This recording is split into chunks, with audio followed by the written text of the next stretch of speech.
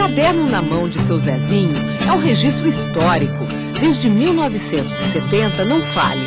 Aqui está anotado tudo: ano, mês, dia e quantidade de chuva que caiu.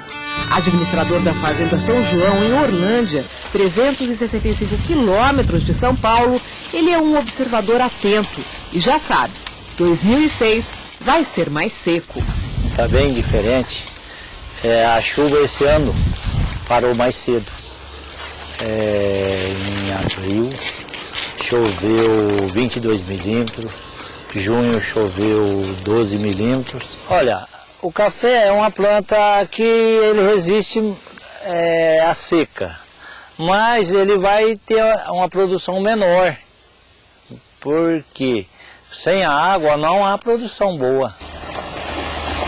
Queda na produção é dívida na certa e dor de cabeça para o agricultor.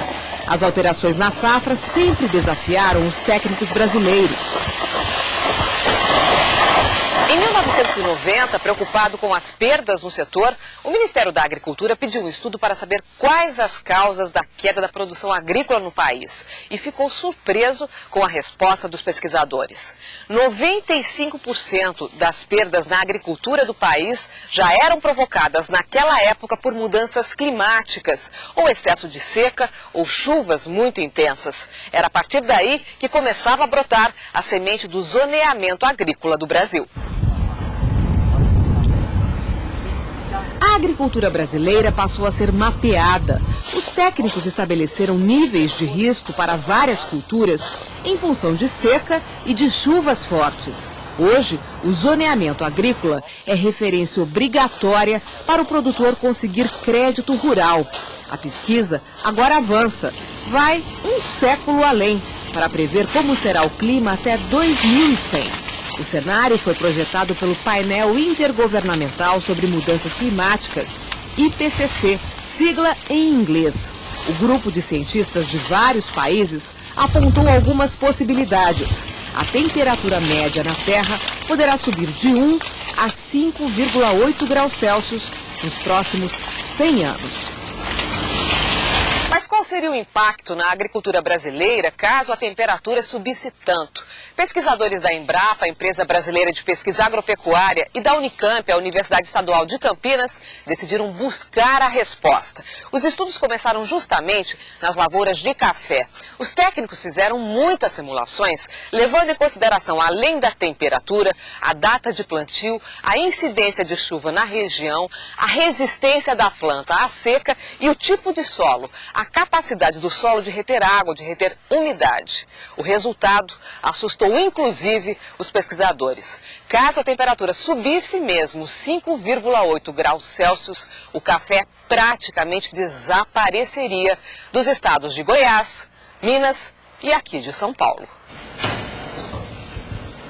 Eduardo Assad é coordenador da pesquisa que envolveu profissionais de 25 instituições. Os técnicos fizeram perto de 3 milhões de simulações para traçar o cenário no futuro. Os mapas revelam que, se nada for feito, a geografia da agricultura vai mudar completamente no Brasil. Praticamente 97% da área plantada de café em Minas e São Paulo deixaria de ser produtora. Haveria uma redução muito forte. E o café tende a deslocar para as regiões de temperaturas mais amenas. Então ele naturalmente vai buscar o sul do Brasil. Seu Zezinho não espera pelas mudanças climáticas anunciadas. Há 3 anos, a Fazenda São João investiu R$300 mil em sistemas de tratamento de água e irrigação. O cafezal retribuiu. A média que a gente estava tendo na fazenda não era suficiente para pagar os custos. E hoje a nossa média dobrou praticamente. Qual é a produção de café de vocês hoje, aqui? Gira em torno de 50 a 55 sacos por hectare. E antes da irrigação? Nós tinha 25, 28, até 30 sacos. O cenário e a época agora são outros. A casa da fazenda, construída em 1870, com jardins em estilo francês, reflete o status colhido pelos barões do café na província de Ribeirão Preto, São Paulo. Província que no começo do século XX se transforma na capital mundial do café. Hoje, a memória dos áureos tempos está guardada neste museu. Não só da cidade de Ribeirão Preto, com a memória daquilo que foi produzido e que foi o ouro do Brasil. Hoje, o ouro de Ribeirão Preto não é mais fruto do cafezal, e sim da cana-de-açúcar. Para o professor de economia, Antônio Vicente Golfeto, o álcool e o açúcar foram mais rápidos que as mudanças do clima na região.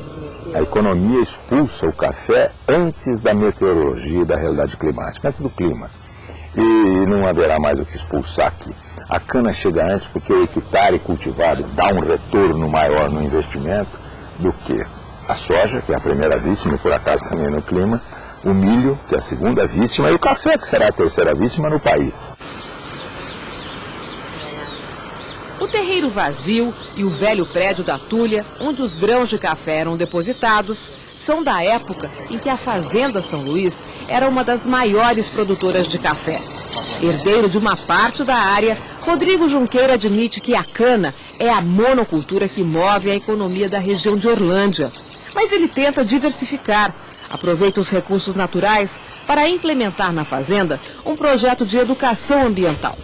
Quanto ao café, Rodrigo inova com a técnica da agrofloresta. Espécies de árvores nativas são plantadas em meio a 3.000 pés de café.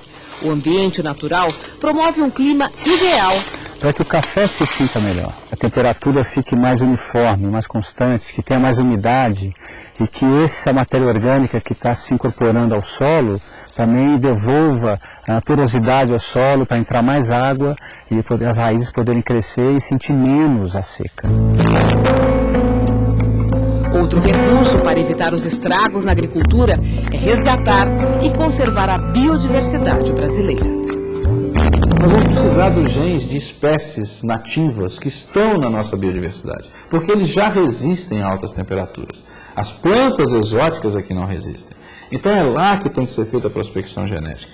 Se nós destruirmos a biodiversidade, nós estamos destruindo o nosso futuro.